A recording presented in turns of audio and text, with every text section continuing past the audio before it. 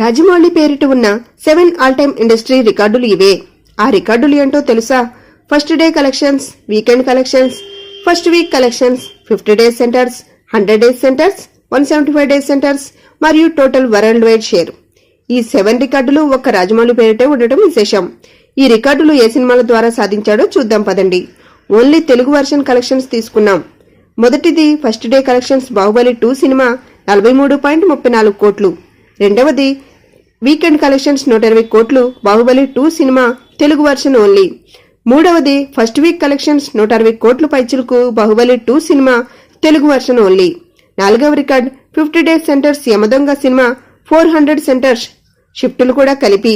అదే direct centres అయితే Magadheera cinema 293 centres. ఐదవది 100 days centres 223 centres, Magadheera cinema total world wide.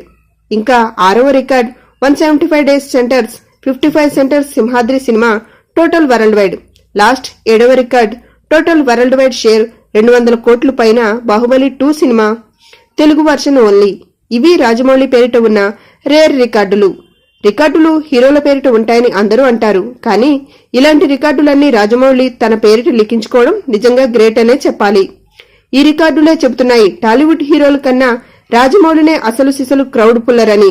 అలాగే మనం నిర్ధారించుకోవచ్చు, టాలీవుడ్ నెంబర్ 1 గా పిలిచే అన్ని అర్హతలు రాజమౌళికి ఉన్నాయని. మరి మీరేమంటారో కింద కామెంట్ సెక్షన్ లో చెప్పండి. లైక్ చేయండి, కామెంట్ చేయండి మరియు మరిన్ని అప్డేట్స్ కోసం ఈ ఛానల్ ను